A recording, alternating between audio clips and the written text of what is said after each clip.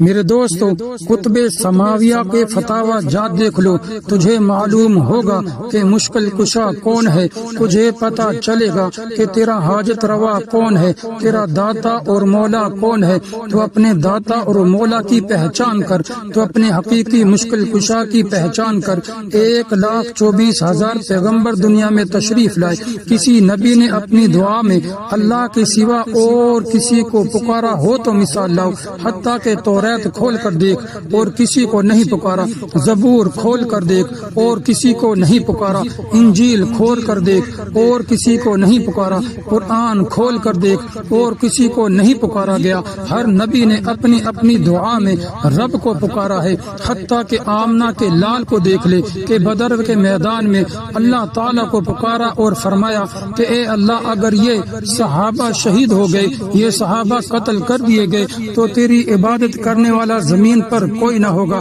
اللہ کے پیارے اور لاڈلے پیغمبر نے، والضحیٰ کے چہرے والے نے احد میں جا کر اللہ کو پکارا، خیبر میں جا کر اللہ کو پکارا، کعبے میں جا کر اللہ کو پکارا، سجدے میں جا کر اللہ کو پکارا، رکوع میں جا کر اللہ کو پکارا۔ 1,24,000 نبی پہلے گزر چکے تھے، حضور نے کسی کو نہیں پکارا اور کسی کا نام نہیں لیا، صرف پکارا تو اپنے رب کو پکارا، نام لیا اپنی دعاؤں میں تو اپنے رب کا نام لیا۔ میرے دوستو، جب نبیوں کا خدا اللہ ہو، 1,00,000 نبیوں کا داتا اللہ ہو، 1,24,000 کم و بیش انبیاء کرام کا مشکل کشا اللہ ہو، ان انبیاء کرام کا حاجت روا اللہ ہو، انبیاء کرام عالم الغیب جس کو مانتے ہیں وہ اللہ ہو، نبیوں کا مختار کل اللہ ہو، نبیوں کا حاضر و ناظر اللہ ہو، نبیوں کا مأویٰ و ملجا اللہ ہو، نبیوں کا بیڑے تارنے والا اللہ ہو، نبیوں کا بگڑی بنانے والا اللہ ہو،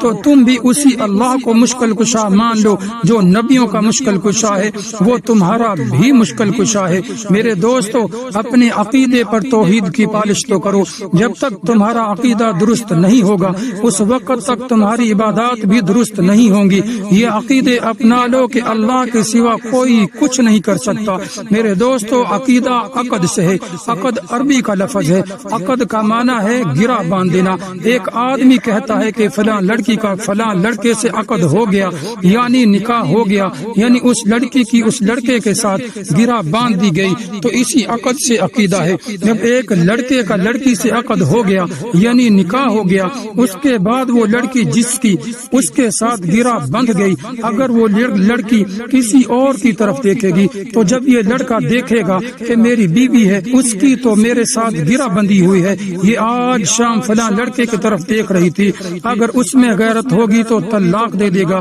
یعنی وہ اپنی غیرت کے سلسلے میں اتنا حساس ہے، اتنا حساس ہے کہ جس کے ساتھ اس کی گرہ بندھی ہوئی ہے، جس کے ساتھ اس کا نکاح ہو گیا ہے، اسے کسی اور کی طرف دیکھنے بھی نہیں دیتا، حالانکہ کسی اور کے بستر پر نہیں گئی، صرف اس کی طرف دیکھتی ہے، اسے اتنی غیرت جگاتی ہے کہ گرہ میرے ساتھ بندھی اور دیکھتی کسی اور کی طرف ہے۔ یعنی اپنی بیوی کا معاملہ آیا ہے تو اپنی گرہ بندھی ہوئی لڑکی کو کسی اور کی طرف دیکھنے کی اجازت بھی نہیں دیتا۔ اور جب میں کہتا ہوں کہ عقیدہ توحید،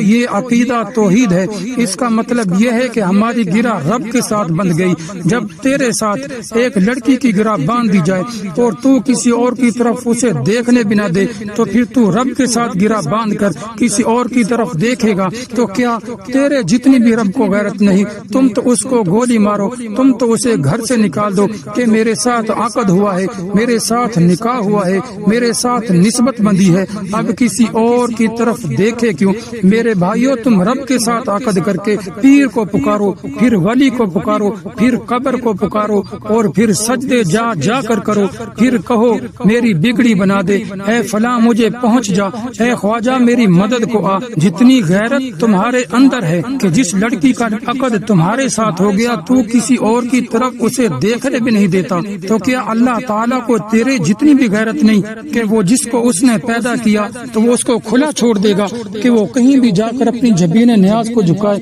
اللہ کے ساتھ کسی کو بھی شریک ٹھہرا دے؟ میرے بھائیوں، ذرا سوچنے کی بات ہے۔ میرے دوستوں، میرے بھائیوں، اللہ پاک نے یہ قانون بنا دیا ہے، بلکہ میں کہوں کہ کرفیو لگا دیا ہے، تم جس وقت تم شرک کرو تو اللہ کریم فرماتے ہیں ان اللہ لا يغفر أن يشرك به ويغفر ما دون ذلك لمن يشاء ومن يشرك بالله فقد افترى اسما عظيما. بے شک اللہ اس بات کو نہیں بخشتا کہ اس کے ساتھ شرک کیا جائے، اور اس کے سوا جسے چاہے اللہ بخش دیتا ہے، اور جو اللہ کے ساتھ شرک کرے تو اس نے بہت بڑا گناہ باندھا.